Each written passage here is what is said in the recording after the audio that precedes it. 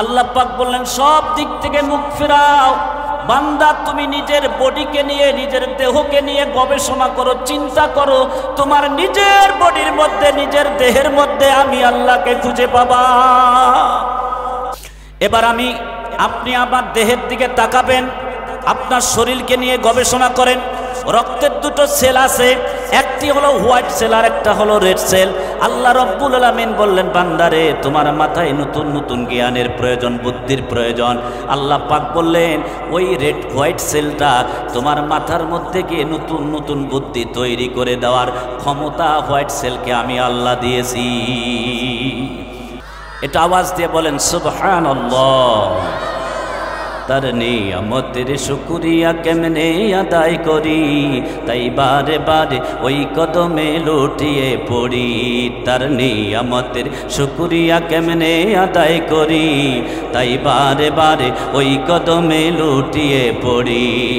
যাই যদি চোখ ওই দুটি চোখ দেখি মহিমা, তার নিয়ামতের ওই প্রান্তে হয় না অপমা।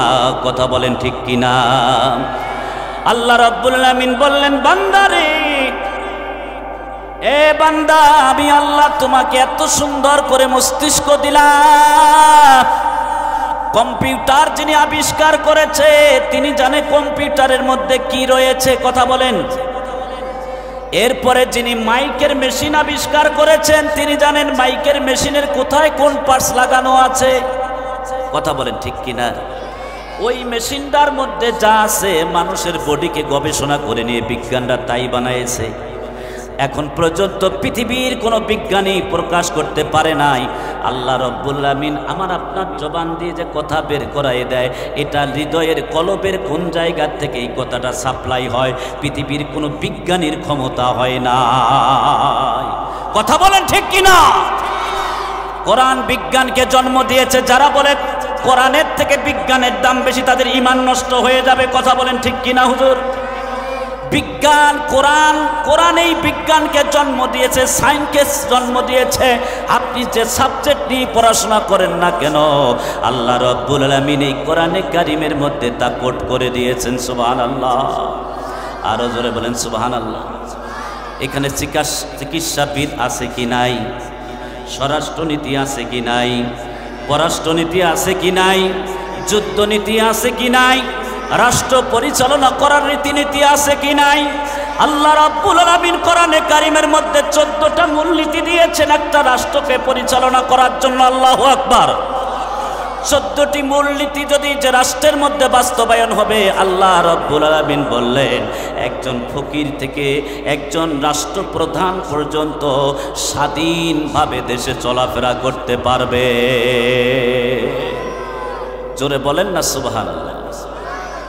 ওই যে রোমের প্রেসিডেন্টরা, রোম পারস্যের প্রেসিডেন্টরা মক্কার খলিফা হযরতে উমরকে খুঁজতে আসছে, মক্কার প্রেসিডেন্টকে। মনে আছে আপনাদের ইতিহাস? উমর গাছের তলায় শুয়ে আছে, কয় এটা কোনো হলো? আর আমাদের প্রেসিডেন্টদেরকে র‍্যাব, সেনাবাহিনী, পুলিশ বাহিনী, বিডিআর, কোবরা যত বাহিনী আছে সব বাহিনীকে লাগায়ে দেয় সাপোর্ট করার জন্য। কথা বলেন, সাপোর্ট দেওয়ার জন্য। তার মানে এরা যে দেশটাকে চুষে খেয়ে ফেলছে, জনগণ ধরলে তাদেরকে চিরে চিরে খেয়ে ফেলবে, এই জন্য প্রশাসনের সাপোর্টের দরকার। কথা বলেন ঠিক কিনা? নেতা হতে চাও উমরের মতো হও, ওপেন বুক খুলে বেড়াবা। কথা বলেন ঠিক কিনা? প্রিয় ভাইয়েরা আমার, তাহলে হোয়াইট সেল আমাকে আপনাকে নতুন নতুন জ্ঞানের পরিবর্তন করে দেয়। হোয়াইট সেল কার ক্ষমতা? আল্লাহ রাব্বুল আলামিন বললেন বান্দারে আমি আল্লাহ তোমাকে জ্ঞান পরিবর্তন করে দেই, আর কেউ না। আল্লাহ রাব্বুল আলামিন বললেন আমি আপনাদেরকে একটু করে টাচ দিয়ে রবের পরিচয় করায় দেওয়ার জন্য আলোচনার দিকে নিয়ে আসতেছি। আল্লাহ রাব্বুল আলামিন বললেন এবার রেড সেলের কাজ কি? হোয়াইট সেল নতুন নতুন বুদ্ধি আবিষ্কার করে দেয় ব্রেনের মধ্যে, আর রেড সেলের কাজ হলো আমার আপনার হাতের মধ্যে যতটুকু শক্তির প্রয়োজন এই শক্তি রেড সেল হাতের মধ্যে প্রয়োগ করে। জোরে বলেন সুবহানাল্লাহ। আপনার আমার বাহুর মধ্যে কত শক্তির প্রয়োজন, এই শক্তি আল্লাহ দেন। কে দেন? আল্লাহ রাব্বুল আলামিন বললেন, বান্দারে ক্ষমতা আমার, আর কারো ক্ষমতা না, আমি আল্লাহই ক্ষমতা বান্দার শরীরের মধ্যে দেই। বলেন বান্দা বলো, এ বান্দা বলো, বলো তোমার শরীরের ক্ষমতা দেওয়ার মালিকের নাম কি? আল্লাহ পাক কত বড় ক্ষমতাওয়ালা, একটু করে আলোচনার দিকে নিয়ে যায়। আল্লাহ রাব্বুল আলামিন বলেন, এই যে দুনিয়ার মধ্যে লাইটিং করা হয়েছে, হ্যালোজিন লাগা হয়েছে, লাইটিং করা হয়েছে, হ্যালোজিনের পাওয়ার হলো একটুক জায়গার মধ্যে আলো দেওয়া। বান্দারে তোমার শরীরের মধ্যে আমি আল্লাহ এমন দুটো হ্যালোজিন দিলাম, সেখানে ইলেকট্রিকের লাইন নাই, সংযোগ নাই, ব্যাটারি সংযোগ নাই। বলো বান্দা বলো, চিন্তা করে বলো রংপুরবাসী, চোখের মধ্যে হ্যালোজিনের পাওয়ার, লক্ষ লক্ষ মাইল দূরে আলো চলে যায়, কে দিলেন এই ক্ষমতা? কার? আরো জোরে বলেন কে? একই মায়ের পেট থেকে আল্লাহ রাব্বুল আলামিন বললেন, আমি এক বান্দাকে চক্ষু দিলাম, দুটা দৃষ্টি শক্তি দিয়ে দুনিয়ার মধ্যে নিয়ে আসলাম।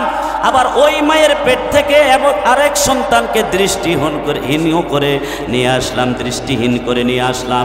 ক্ষমতা কার?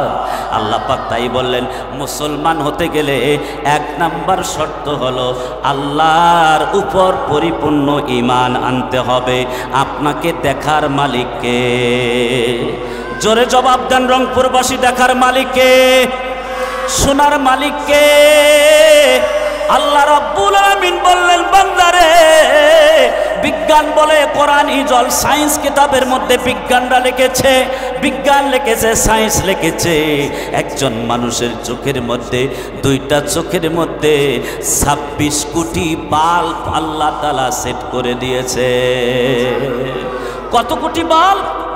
26 কোটি বাল্ব আল্লাহ চোখে দিয়েছেন, যাতে করে আমার বান্দা কাছের জিনিসও দেখতে পায়, দূরের লক্ষ লক্ষ মাইল দূরের যে সৃষ্টি তাও দেখতে পারে, আর আমি আল্লাহর কুদরতি পায়ে সিজদায় যেন লুটিয়ে পড়ে। আল্লাহু আকবার! আরো জোরে বলেন আল্লাহু আকবার! নাস্তিকরা চোখে দেখে না, চোখে বান দেখবে কেমনে? কথা বলেন ঠিক কিনা?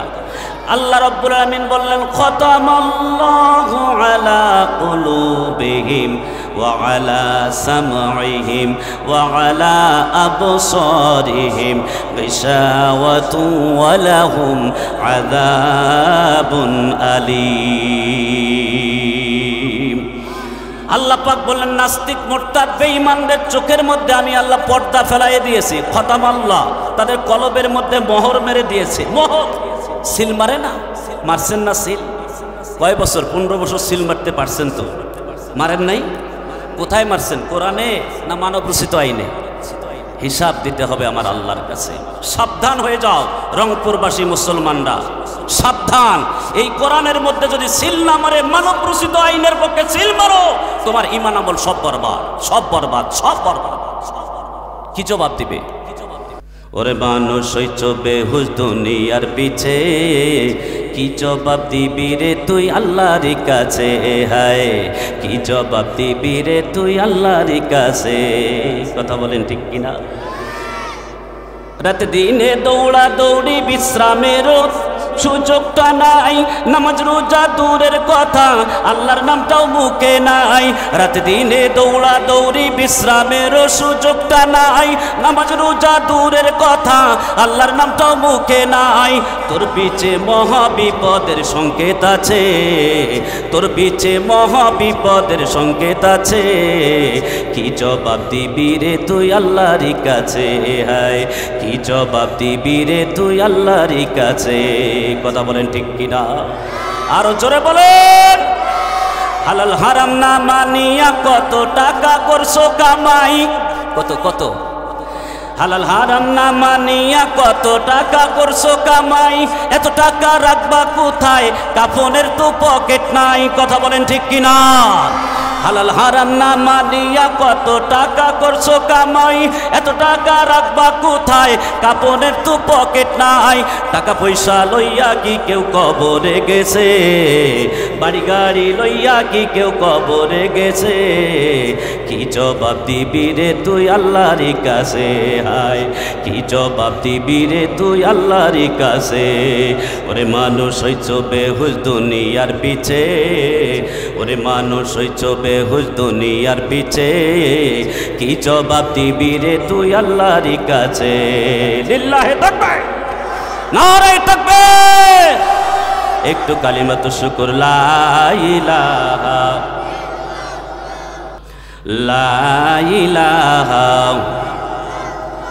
আবু জেহেল বলে সুমাইয়া রে, তাওহীদের কালিমা সারিয়া দে। কথা বলেন ঠিক কিনা? বুবু জন বলে মুসলমানেরা রে, ইমানের কলেমা সারিয়া দে।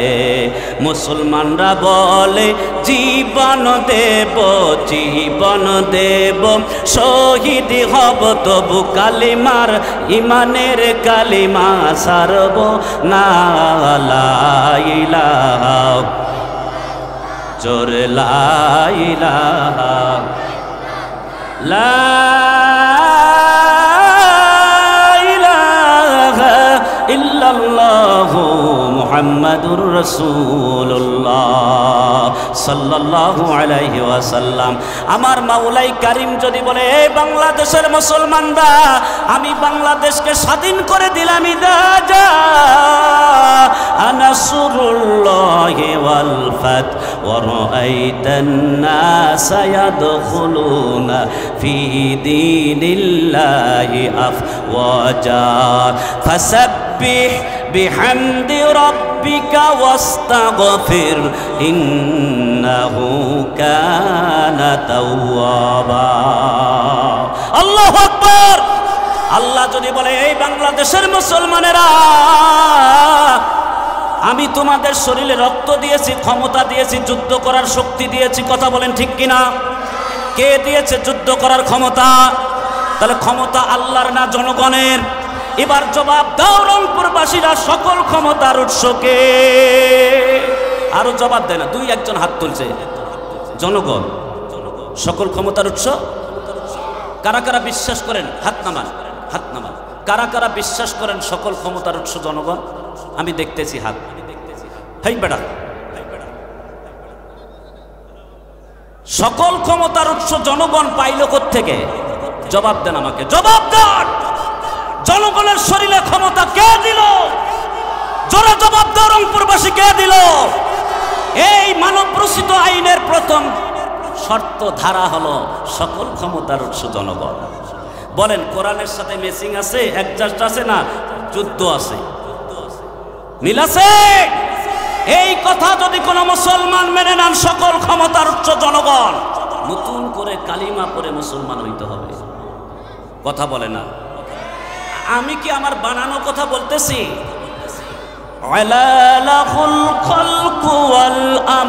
আল্লাহ বলেন সৃষ্টি যার, আইন চলবে তার। বলেন জমিন কার? জমিনের মধ্যে আইন চলবে কার?